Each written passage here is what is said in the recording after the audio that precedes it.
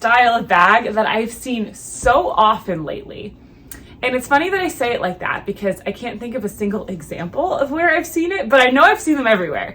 It's those antique evening bags that have the chain over the top and the little toggle switch. I think I can make something that's kind of reminiscent of the style that will laser cut on acrylic or wood. So that's what we're doing today. I'm really excited about this one. Yeah, let's get started.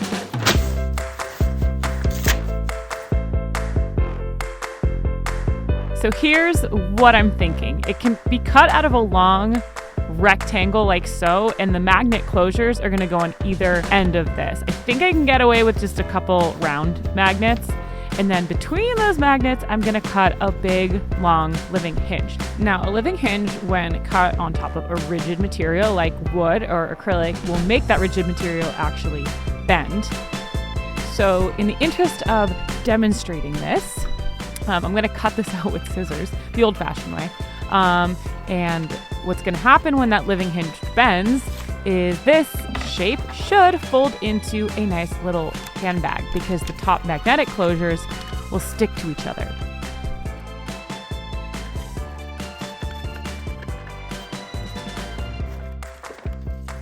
I find it easier to get my thoughts out with the pen and paper, but I need to turn this quick sketch into a digital vector file, and I'm gonna cut this out of cardboard just to make sure I'm happy with the shape and size of it in like real space.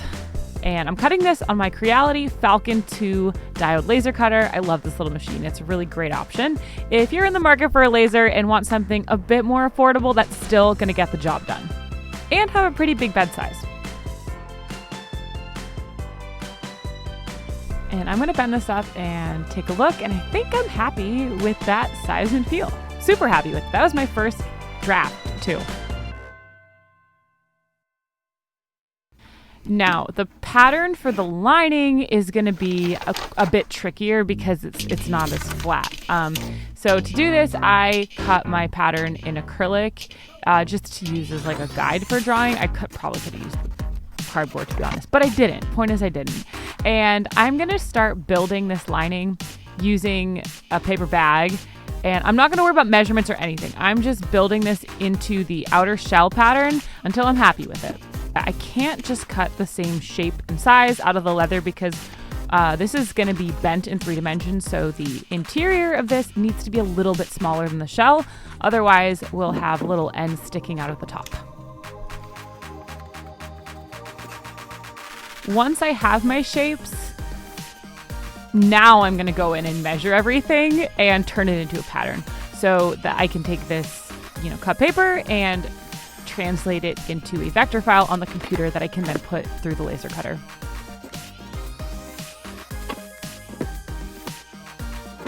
On the computer, I'm also going ahead and adding some stitching holes, taking extra care to make sure I have the same number of stitching holes on all seams that need to get sewn together, and also that they're lined up properly so it'll sew nicely.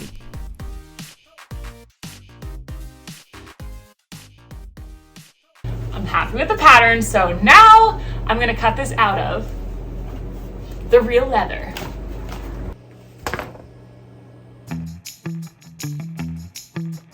This is just leather, and I'm loading my design in, and before I'm running it, I'm taping this down to the honeycomb on the laser bed to make sure that when the laser head's moving, it doesn't risk picking up the corner of the leather and messing up the whole cut, because I only have so much of this leather and I'd like to not miscut it all.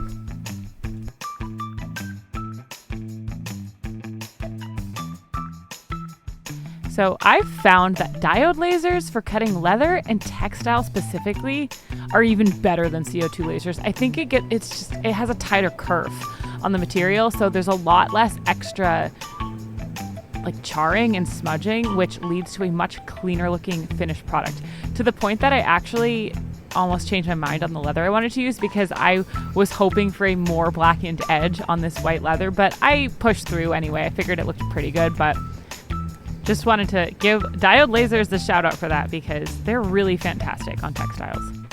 10 out of 10, 17 out of 10 from Brooke.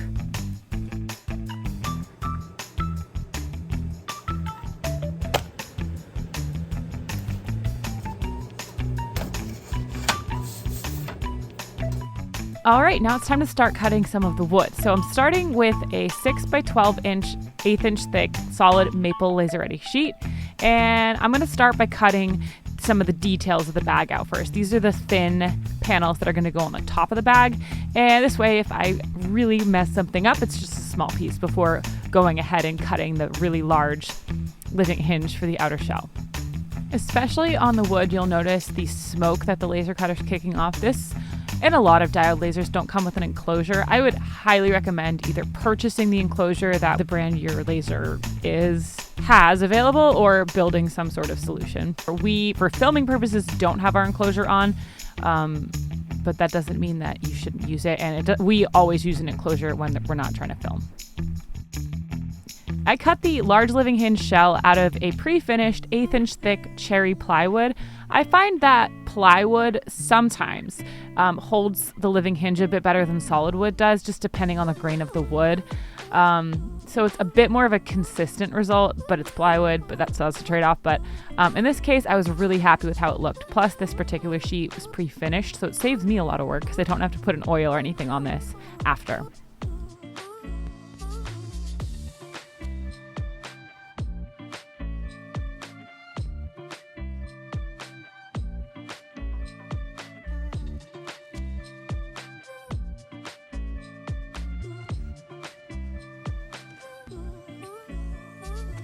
I cut some purple leather accent pieces. I didn't end up using them, but that's what that is.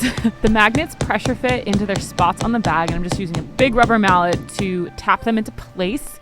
The pressure should be enough to hold them, but just as an extra measure, I'm also flooding the back of them with a fast hardening epoxy.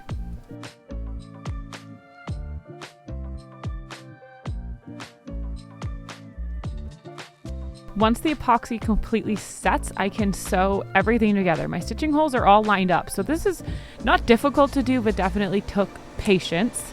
And I'm using a metallic silver thread just because I like how it makes, I like the accent it makes. Though the thread I used was really brittle. It was really difficult to get a smooth stitch with it, so I think I'd use a different kind next time, but that's okay. Here's my finished bag. There's 2 holes on it if I ever do want to add a chain, but I think I'm just going to keep it as a little clutch for now. And as always, if you want to make one yourself, I will be making my designs available, and I'll link them in the information of this video. See you next time.